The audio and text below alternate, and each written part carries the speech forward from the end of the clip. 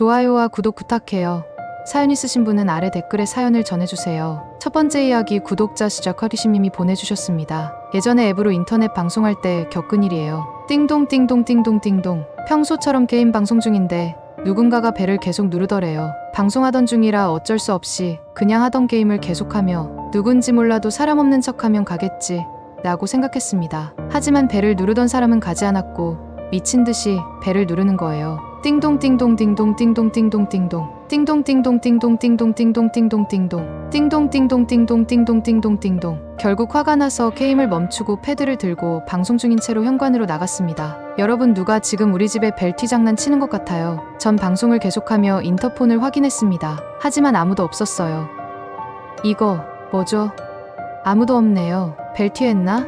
아니면 귀신은 아니겠죠? 그렇게 무서웠던 마음을 방송으로 조금 떨치고 있었습니다. 근데 그 순간 쾅 하며 누가 현관문을 세게 걷어차는 것이었습니다. 순간 무서웠던 것도 모두 잊고 너무 열받아서 현관문을 확 열었습니다. 근데 문을 여는 동시에 집 앞에 엘리베이터 문이 바로 닫히는 거예요. 문을 발로 차고 제가 문을 열기 바로 전 엘리베이터로 도망간 것 같더라고요. 그렇게 장난은 계속되었고 게임도 제대로 안 돼서 일단 방송을 계속 켠 채로 경비실로 향했습니다. 경비 아저씨께 계속 장난치는 사람이 있으니 CCTV를 좀 확인해달라고 말이죠. 그런데 경비 아저씨가 확인을 해보더니 말도 안 되는 소리를 하시는 거예요. 1시간 전부터 우리 동에 들어온 사람은커녕 심지어 엘리베이터에도 아무도 없었다는 거죠. 어이가 없어진 저는 아까 누군가 저희 집 벨을 누를 때 찍었던 화면을 돌려서 보여드렸어요. 근데 화면을 한참 보시던 경비 아저씨 표정이 굉장히 어두워지는 거예요.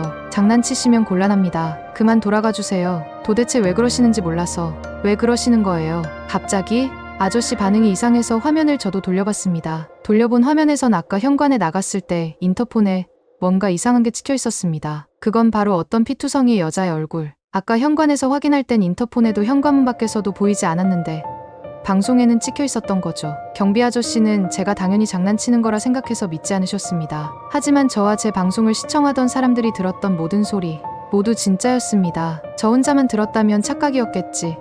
방송을 시청하던 분들과 함께 들었고 경찰에 의뢰해도 돌아오는 답변은 경비 아저씨와 같은 반응. 결국 누군지는 밝힐 수 없었습니다. 그 시간 CCTV엔 아무도 안 찍혔으니까요. 하지만 인터폰에 보인 그 피투성이 얼굴 아직도 의문입니다. 두 번째 이야기입니다. 구독자 매즈제이 님이 보내주셨습니다. 제가 어렸을 적 이야기입니다. 벌써 20년도 넘은 이야기네요. 저는 어린 시절에 외할머니와 외할아버지와 강원도 산골에서 살았습니다. 정확한 지명은 기억이 안 나지만 그곳이 어른들한텐 빡짝골이라고 불렸던 게 기억나요. 골짝을 오르고 나면 온몸이 빡짝지근하다는 이유였습니다. 저희 집은 강원도 중에서도 영화집으로에 나오는 시골집처럼 완전 시골이었습니다. 구멍가게는커녕 전기, 가스도 없어서 나무를 떼며 생활했어요. 나무를 해서 집으로 돌아오면 산중턱이 되어야 집이 보였습니다. 그때 당시 할머니를 따라 산에서 내려가다 좀 더 걷다 보면 사람들이 모여 사는 마을이 하나 있었어요. 그 마을엔 말 못하시는 마녀할머니라고 불리우는 약간 독특한 할머니 한 분이 계셨습니다.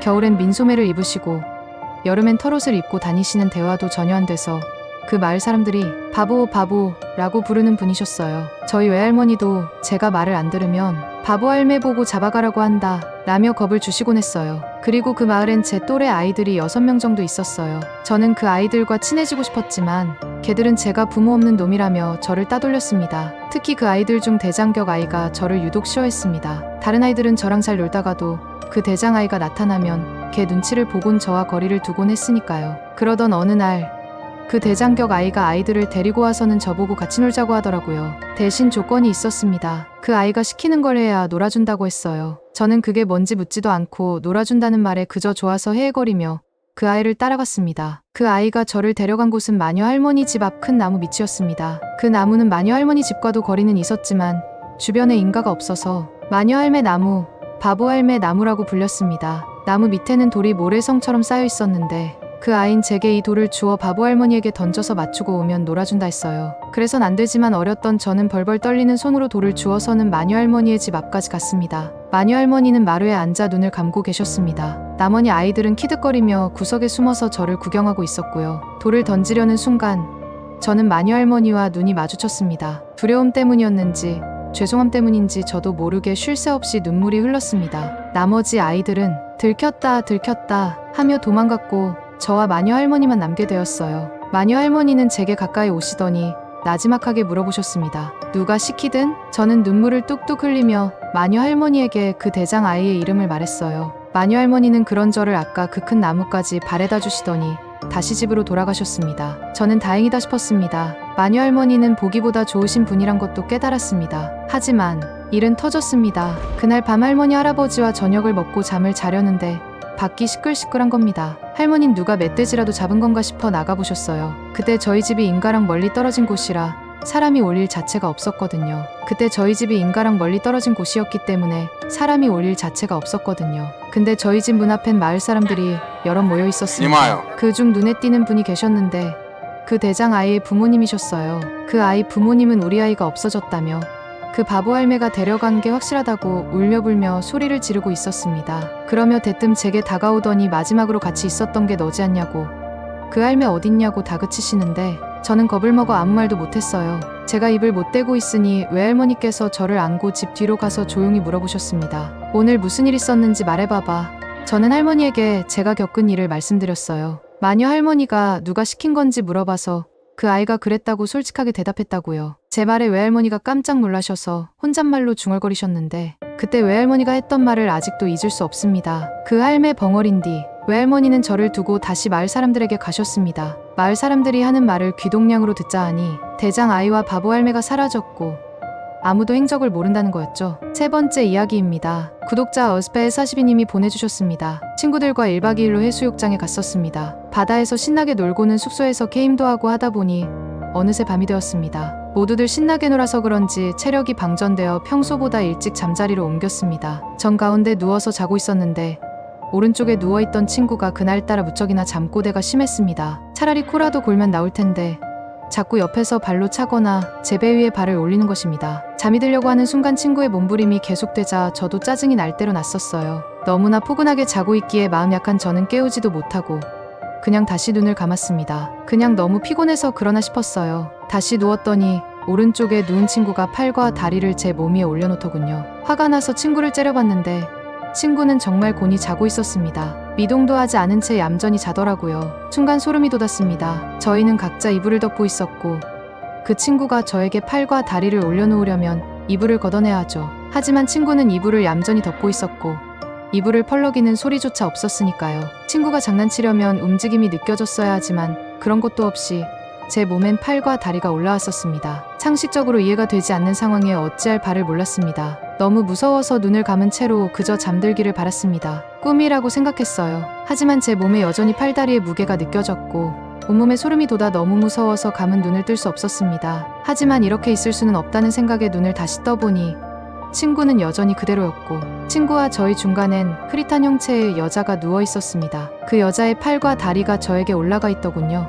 여자는 저를 보며 웃고 있었습니다. 그대로 기절했습니다. 눈을 떠보니 벌써 해가 중천에 떴고 친구들은 왜 이렇게 잠을 오래 자냐고 하더군요. 친구들에게 어젯밤 일들을 이야기했지만 아무도 당연히 안 믿어주었고 민박집 아주머니께 말해봐도 믿지 않으셨습니다. 그렇게 찝찝한 기분을 뒤로하고 점심을 먹다가 음식점에서 흥미로운 이야기를 들었어요. 민박집 근처에선 신혼부부가 살고 있었는데 남편은 다른 지방에서 일을 하며 돈을 보내주는 기러기 아빠였고 아이는 엄마와 살고 있었다 하더군요. 근데 어느 날 아침에 일어나니 애가 죽어 씻었고 무언가에 의한 압사로 판결이 났다고 합니다. 부인이 갓난아기를 옆에 눕혀놓고 잠이 들었는데 실수로 다리를 올려서 숨을 제대로 쉬지 못한 겁니다. 부인은 아이를 잃은 슬픔과 자책감에 결국 자살을 했다고 하더군요. 어디까지가 사실인진 저조차 모르겠지만 조금 신경 쓰이는 건 제가 본 어제 그 여자는 울고 있는 게 아니라 웃고 있었습니다. 왠지 그 웃음이 무섭게 생각됩니다. 네 번째 이야기입니다. 구독자 GGS님이 보내주셨습니다. 1994년 10월달 공군으로 입대했습니다. 알고 계시겠지만 진주 공군 교육사라는 대한민국 공군의 요람으로 불리는 곳이었어요. 소문엔 공동묘지였던 곳을 평당 10원으로 사서 재개발했다고 하더군요. 아니나 다를까 훈련소엔 기묘한 이야기들이 많았습니다. 4주 기본 군사 훈련을 마친 뒤 6주 특기 교육을 위해서 당시 정비대대 내무반의 배치를 받아서 시설 근무를 했습니다. 시설 근무란 각 내무반과 화장실, 세면장 등의 고장난 시설을 고치는 임시 보직입니다. 이런 보직을 열심히 하면 나중에 자대 배치받을 때 좋은 평가를 받기 때문에 열심히 일했습니다. 내무반 건물은 3층짜리 건물이었는데 1층엔 하사관 후보생들이 쓰고 2층과 3층은 병과 특기들이 사용했습니다. 근데 이상하게 2층 화장실 겸 세면장은 자물쇠가 채워져 있고 항상 접근을 금지했어요. 시설 근무는 각 층의 고장난 곳을 체크하고 보고한 뒤 수리하는 게 일이었는데 2층 화장실만 늘 예외 대상이었습니다. 실장님께 2층 화장실에 대해 물었는데 수도가 고장나서 물이 안 나온다는 단순한 이유였습니다. 그래서 대변을 보면 물도 안 내려간다는 그런 이유였죠. 하지만 다른 소문이 있었는데 한 훈련병이 훈련 생활의 고초를 이기지 못하고 2층 첫 번째 화장실 천장의 석고판을 떼어내고 골조에 혁대로 목을 매달아 자살을 했다는 것이었습니다. 어느 날 공군 본부에서 검열을 나온다고 2층 화장실을 수리하라는 명령이 떨어졌습니다. 저는 기회다 싶어서 2층 화장실 괴담 따윈 없음을 밝히고 수리품 체크를 확실히 해서 좋은 인상을 받기 위해 2층 화장실로 달려갔습니다. 먼저 들어가자마자 첫 번째 대변기를 살폈습니다. 근데 정말 변기 석고판이 마치 손으로 거칠게 잡아 뜯는 것처럼 어둡게 횡하니 뚫려 있는 겁니다. 그래도 설마 하며 변기에 물을 내렸더니 변기 특유의 소용돌이를 그리며 물이 내려가는 겁니다. 그냥 고여있어서 내려가는 거겠지 생각하고 세면대로 달려가 수도꼭지를 열었습니다. 근데 공포영화에 나오는 것처럼 새빨간 물이 흐르더군요. 끈 땀이 흐르기 시작했고 섬뜩한 기분에 첫 번째 화장실 쪽을 쳐다보니 담배 연기 같은 희뿌연 연기가 석고판 구멍에서 나오기 시작했습니다. 수도꼭지를 잠궈야 한다는 생각도 못하고 그곳에서 뛰어나왔습니다. 화장실에 있었다면 어떤 일이 일어날지는 몰라도 겁에 너무 질려서 2층 화장실 수리를 포기하고 말았습니다. 그 후 수리에 대한 변명을 하기 위해 화장실 이야기를 듣고 다녔는데 점호 이후에 화장실에 가면 갑자기 안개가 끼면서 첫 번째 대변기 문이 열리면서 목을 맨 훈련병이 보인다 하더라고요. 변명 같지만 시설 근무로 기대만큼 좋은 평가를 받지 못했어도 아무리 생각해도 그곳에서 도망 나온 건 정말 잘했다 생각합니다. 5번째 이야기입니다. 구독자 14-14님이 보내주셨습니다. 이 이야기는 현재도 내가 겪고 있는 진행형의 이야기이다. 지난주 금요일 아는 회사 선배가 죽었다. 직접 현장을 본 건 아니지만 아파트 자기 방에서 자기 두 귀에 볼펜을 찔러놓은 채로 죽어 있었다고 한다. 오우무라 본인이 펜을 손에 꽉 쥐고 있었기 때문에 경찰도 타살의 가능성을 배제하고 곧바로 자살로 판단했다. 회사 사람들은 그 선배의 죽음을 의아하게 생각하고 있지만 난 놀랍지 않았다. 자살이라고 했지만 부검은 필요했기에 아마 선배 시신은 부검을 거친 것 같았다. 명확하게 죽은 이유가 눈에 들어오는데도 몸이 해부당했다고 해서 안 됐다고 생각했다. 곧바로 장례식이 치러졌다. 회사 동료들은 과장을 선두로 다들 장례식장에 찾아갔다고 한다. 나는 정말 급한 일이 있습니다. 라고 과장한테 전한 뒤 바로 돌아 나왔다. 주변에서 보면 부자연스럽게 느꼈을 것이다. 하지만 난 도저히 그곳에 갈 수 없었다. 선배와 나는 선후배 사이를 떠나서 사이가 좋았다. 서로 집이 어딘지도 알 뿐더러 자주 왔다 갔다 할 정도였으니 어느 정도였는지 감이 오겠지. 3주 전 그날은 선배가 퇴근길에 우리 집으로 놀러왔다. 우리는 캔맥주를 마시며 회사 동료들 뒷담화를 털어놓고 있었다. 둘 다 술을 마실 땐 대화만 했기에 TV도 음악도 틀지 않았다. 그러는 사이에 술이 다 떨어졌다. 나는 그만 마셔도 됐지만 선배는 술이 더 마시고 싶은 눈치였다. 야, 사러 가자. 나는 마지못해 선배와 함께 아파트를 나왔다. 근처 슈퍼에서 술을 사올 생각이었다. 가게에 들어서자마자 선배가 능글능글 웃으며 물었다. 야, 저거 뭐냐? 그가 가리키는 쪽엔 푸석푸석해 보이는 머리를 허리까지 늘어뜨린 여자가 장바구니에 채소를 담고 있었다. 딱히 별다른 특색 없는 광경이지만 이상한 게 하나 있었다. 여자가 큰 소리로 웃고 있었다. 양상추를 손에 든 채로 이야시야, 이야 하고 웃고 있었다. 하지만 그것조차 나에겐 흔한 광경이었다. 아, 저거 웃음녀라고.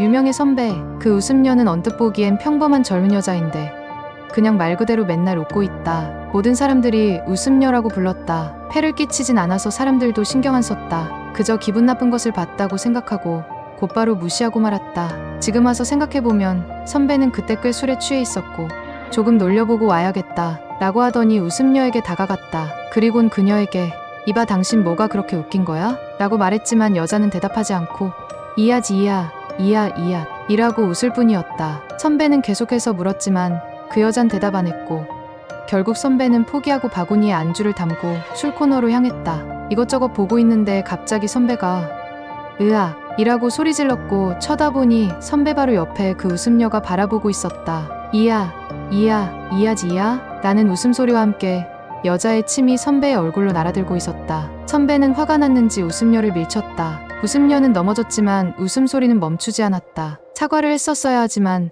그땐 당황스러웠기에 우리는 얼른 계산하고 집으로 왔다. 집으로 돌아와서 물어보니 선배는 내가 술을 고르고 있는 걸 멍하니 보는데 귓가에서 이상한 소리가 들리더라고. 돌아보니까 바로 눈앞에 그 여자 얼굴이 있지 뭐냐. 재수없게. 그리고 잘 보니까 그 사람. 선배는 무언가 말을 하려다 말았다. 우리는 또 술을 마시기 시작했고 술을 마시곤 게임을 했다. 그렇게 막차가 끊길 시간쯤 선배는 돌아갔다. 그때부터 선배의 행동이 이상해지기 시작했다. 어디서든 이어폰에 음악을 듣고 있었다. 밖에서 들릴 정도로 굉장히 크게. 점심때 밥을 같이 먹다가도 허둥지둥 이어폰을 끼고 혼자 어디론가 가버렸다. 업무 중에까지 이어폰을 꼈고 과장님이 화를 내고 뭐라 하자 그때부턴 이어폰은 끼지 않고 혼잣말을 계속하기 시작했다. 시끄러워. 이라고 큰 소리로 외치기도 했다. 다들 주의를 줘도 그만하지 않았다. 나는 선배에게 부탁을 해서 시끄러운 곳에서 만나기로 했다. 시끄러운 곳이라면 괜찮다고 했으니까. 시내 중간에서 만나서 물었다. 선배가 입을 열었다. 최근 좀 이상해.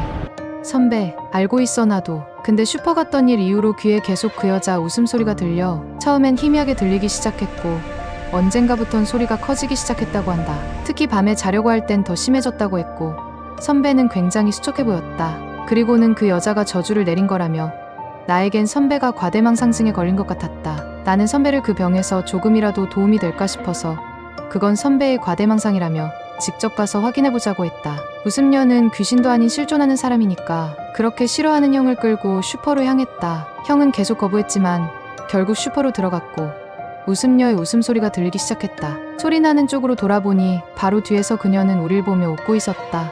나는 그때까지 웃음녀를 항상 멀리서 봤는데 그렇게 가까이서 정면에서 본 건 처음이었다. 입은 딩그레 열려있는데 푸석푸석한 머리카락 사이 나를 향한 두 눈엔 힘이 가득했다. 하지만 무섭다고 생각한 건 그 여자의 입이었다. 침이 입술 구석에 고여 거품이 일어나고 있는 입엔 이빨이 없었다. 나는 그 순간 도망갔다. 아무것도 모른 채 벌벌 떨고 있는 선배를 억지로 버스에 실어 혼자 돌려보냈고 나는 무조건 도망갔다. 그 이후 선배를 볼 수 없었다. 이제 와서 생각해보면 선배도 알아차렸던 것 같다. 나는 확실히 봤다. 웃음녀의 이야 이라는 소리는 분명히 가까이에서 들었을 때